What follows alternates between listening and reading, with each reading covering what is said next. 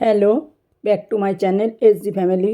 রোজকার মতো আজকেও চলে এলাম তোমাদের সামনে একটি ভিডিও নিয়ে। তো সবাইকে জানাই গুড মর্নিং, শুভ সকাল।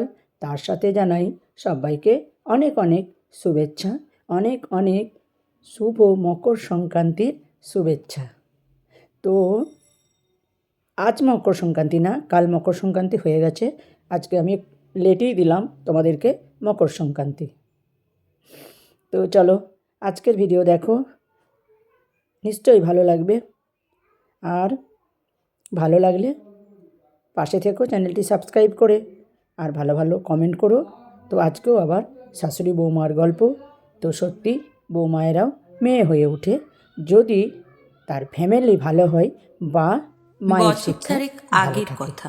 তো দেখো, একটা টিউমার অপারেশনের জন্য আমি কয়েকদিন নার্সিং হোমে ভর্তি ছিলাম। আমার ঠিক পাশের বেডেই ছিলেন একজন বয়স্কা মহিলা। বয়স 65 বা তার একটু বেশি হবে। আমার অপারেশনের 2 দিন আগে ওনারও একটা মেজর অপারেশন হয়েছিল। আমি দেখতাম বিকেলের ভিজিটিং আওয়ারে একজন ভদ্রমহিলা প্রতিদিন ওনাকে দেখতে আসতেন। ভদ্রমহিলা যে শিক্ষিত সেটা ওনার হাবভাব দেখলেই বোঝা যেত। কথাবার্তা চালচলনও বেশ মার্জিত। উনি এসে খানিকক্ষণ বসতেন, দু একটা কথাবার্তা বলেই আবার চলে যেতেন। যাবার সময় এটা বলে যেতেন, মা, একদম চিন্তা করো না, তুমি ঠিক সুস্থ হয়ে যাবে। মা বলে সম্বোধন করাতেই বুঝে গিয়েছিলাম উনি বয়স্ক ভদ্রমহিলার মেয়ে। তবে মেয়েটি অবিবাহিত। নিজের মেয়ে ছাড়া ওনাকে দেখতে আসতেন ওনার একমাত্র ছেলে, সঙ্গে বৌমাও। সেটা জানতে পেরেছিলাম ওনার ছেলের কথা থেকে। নিশ্চিত হওয়ার জন্য তবুও আমি জিজ্ঞেস করেছিলাম, আপনার মা নিশ্চয়ই? ভদ্রলোক উত্তরে জানিয়েছিলেন, হ্যাঁ, আমার মা। আমি আর ওই বয়স্ক ভদ্রমহিলা একই দিনে ছুটি পেয়েছিলাম নার্সিংহোম থেকে। যেদিন ডিসচার্জ হলো তার ঠিক আগের দিন বিকেলের ভিজিটিং আওয়ার শেষ হয়ে যাবার পর আমি বেডে বসে আছি। ওই বয়স্ক ভদ্রমহিলার মেয়ে ওনার সাথে দেখা করে চলেও গেছে তখন। তারপর উনি উঠে বসে আমার সাথে গল্প জুড়লেন। ওই কদিনেই ওনার সাথে বেশ ভাব জমে গিয়েছিল আমার। কথা প্রসঙ্গে জিজ্ঞেস করেই ফেললাম, মাসিমা, আপনার মেয়ের তো আপনাকে নিয়ে খুব চিন্তা করে দেখি। প্রতিদিন এসে মাথায় হাত বুলিয়ে দেওয়া, পাশে বসে কথা বলা। যতই হোক নিজের মা তো। আপনার মেয়ে কি চাকরি বাকরি করে? ও কলেজে পড়ায়। কলেজ থেকে ফেরার পথে আমার সাথে দেখা করে যায়। রোজ রোজ আসতে বারণ করি, তবুও আসে। দেখেই বুঝতে পেরেছি উনি চাকরি করেন। আপনার মেয়ে কলেজের প্রফেসর, এটা আপনার গর্ব। নিজের এত কাজের মাঝেও মায়ের প্রতি দায়িত্ব পালন, এটাই তো হওয়া উচিত। ছেলে মেয়েরা বাবা মায়ের জন্য করবে না তো অন্য কেউ করবে? সত্যি কথা বলতে, ও আমার নিজের মেয়ে না হলেও নিজের মেয়ের থেকেও বেশি। হয়তো ওকে পেটে ধরিনি, কিন্তু আমি ওর কাছে ওর মা। কথাটা শুনে আমি একটু অবাকই হলাম। নিজের মেয়ে নয়, তবুও এত টান? নিজের মেয়ে না, ঠিক বুঝলাম না মাসিমা। যাকে তুমি আমার মেয়ে বলছো, ও হলো আমার ছেলের প্রথম স্ত্রী। ডিভোর্স হয়ে গেছে অনেক বছর আগে। প্রেম করেই বিয়ে করেছিল। তখন দুজনেই প্রাইমারি স্কুলে শিক্ষকতা করত। বিয়ের 4 বছর পর আমার বৌমা কলেজে চাকরি পায়।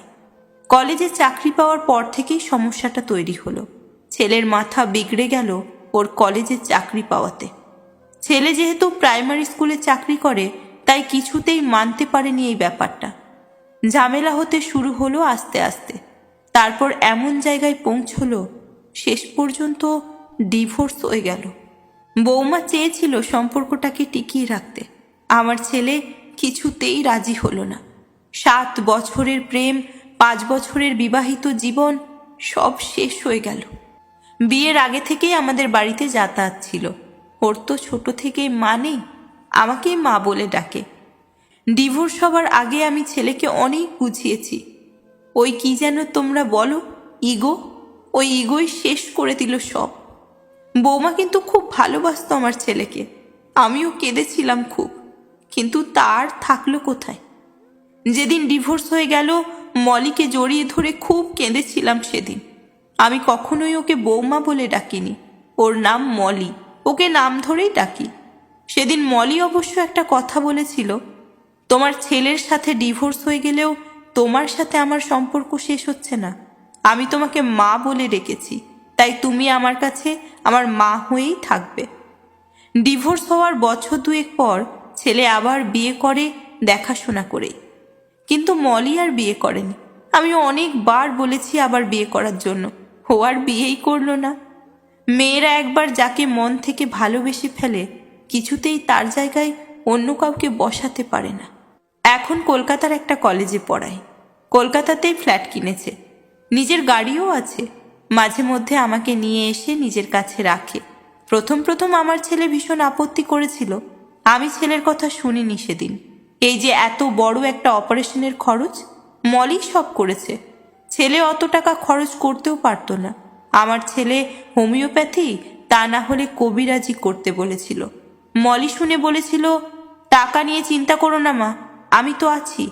তা আমি মলিকে বলেছিলাম, এত টাকা বাজে খরচ করতে হবে না, আমার এমনিতেই বয়স হয়েছে।